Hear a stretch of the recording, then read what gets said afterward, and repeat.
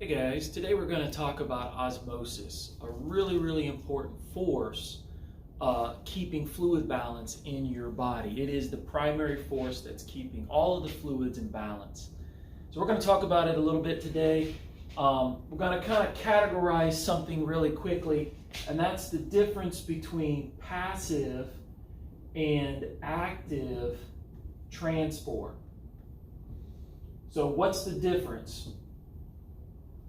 Well, osmosis is going to fall under the passive transport side.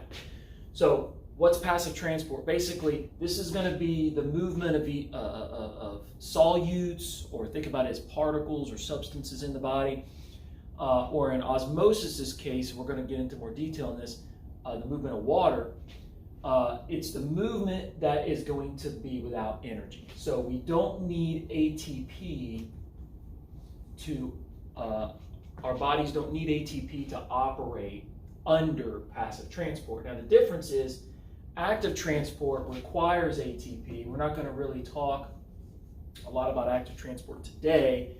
It's not really the topic for today, but just realize that active transport is going to require ATP, and the big difference between these two is that everything that falls under passive transport basically goes with the natural flow, or what we call the gradient. It's following the gradient or the natural flow in the body. Active transport, on the other hand, is going against it. It's going against the gradient, or again, put another way, going against the natural flow of fluids in the body. Great example of active transport, just to let you know, is going to be our sodium-potassium pump. This is a little pump that our cells have to basically move sodium and potassium, basically the opposite directions that they want to go. The pump basically is pumping sodium out. If you picture sodium, it's getting pumped out, and potassium is getting pumped in. And that is basically the directions they do not want to go. Okay? So they are being pumped against the gradient. Sodium being pumped out is against its natural gradient, and then potassium being pumped in is also against its gradient, because the two basically go opposite directions. So those are examples of, or an example of active transport. But like I said, we really want to focus on the passive side today, which fortunately requires no ATP. And the big one that we're going to talk about today, which of course is passive, is osmosis. Now, we don't want to confuse osmosis with other types of passive transport, because we said there are other types that don't require ATP. Diffusion and filtration are other examples of passive transport. What's the difference? The difference is going to be anytime we're dealing with diffusion or filtration. I'm not going to get into a whole lot of details on those two, but the big difference is that those are going to be dealing with the movement of substances or particles or solutes, however you want to term it, in the body, versus the movement of water. And that's the big difference here with osmosis, is it's the movement of H2O, okay? That's the big difference, is the movement of water in and out of the cell. And that's why it's the big player in the regulation of our body fluids, okay, and our fluid concentrations. So that's the big thing to know. Now, how does osmosis work? Again, it's passively working, okay, without ATP. And basically what's happening is water is always going toward, so we'll put toward here, the higher solute concentration. So a great example of this would be to think in terms of sodium or salt. Water is always going to be drawn toward the higher, think about it this way, salt concentration. Okay, wherever that is. And it does make sense, hopefully, too, because if you've got a low salt concentration here and you've got a higher one here, water is going to be drawn to the higher concentration to dilute it. And that's going to basically, in effect, balance the two sides out. So this is a good example of thinking about this. When we think about osmosis, we want to understand what they call the tonicity of the cell. So basically what's going to happen is, this is a good extreme example, is if we wanted to create a hypertonic environment, or think about it this way, hypertonic solution, so we'll just put solution. Hypertonic environment or hypertonic solution is going to be an overly hyper, meaning high, an overly concentrated solution, a solution with a high salt concentration. That's the example we're going to use. So how could I create a hypertonic environment in my body? Well, the most extreme example, in fact, you do it when you drink sodas and things like that, or add salt to the body. But an extreme example is going to be to drink something like seawater. That's why seawater is bad for you. It's because it's full of salt, and it's going to create a hypertonic environment. So if you think about this, you're putting all this salt. I'm just going to randomly put salt here.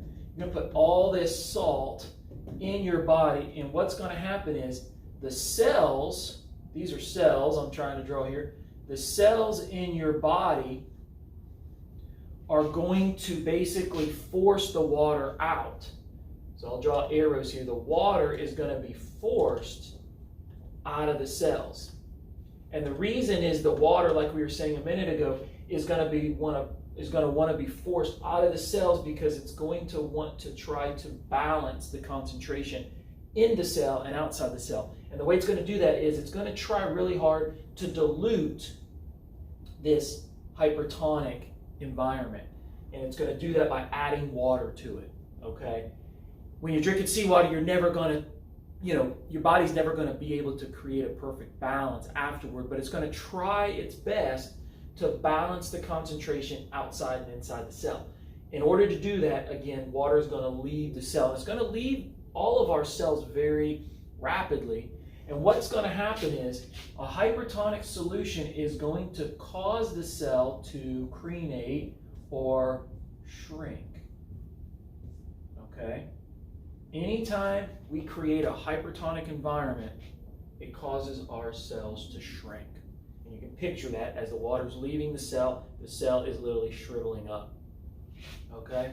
So just the opposite of that, if you can picture it, without going into all the details, would be to have the opposite would be a hypotonic solution or hypotonic environment, where what do we now? We have a very diluted environment inside our bodies, right? We're essentially overly hydrated. Maybe we drunk large amounts of water, and now we're overly hydrated. So what will the cell do in that case? The cell's going to take on water to try to get rid of some of that water.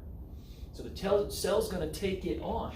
So with a hypotonic, all right, an under-concentrated, right, environment, the cell is going to swell.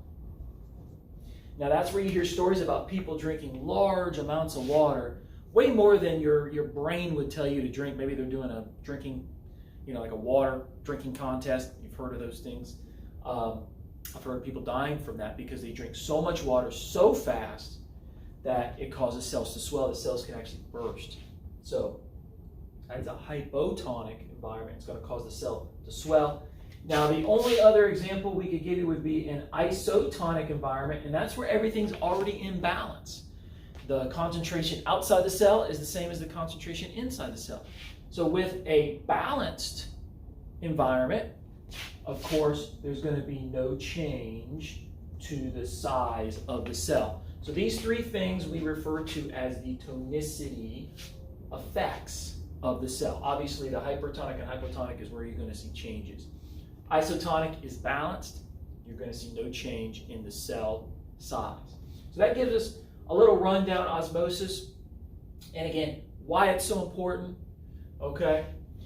Think of this too, one more thing, and we're going to do a discussion on this down the road, but think of water being drawn toward a higher solute concentration. Another way of describing this would be electrolyte concentration, because that's basically what water is being drawn toward, is the higher electrolyte concentration, to keep everything in balance. And that's why it's really important to put the right things in our body. Drinking sodas all the time, that causes shrinking of the cells. We want water. Do we want to drink tons and tons and tons of water to the point where we're overly hydrated? I think that's a little overkill. So we want a correct balance. So hope that helps. We're going to do more in the future on this topic, especially on electrolytes and how the body needs those to keep proper balance. So stay tuned for more. Good luck and good study.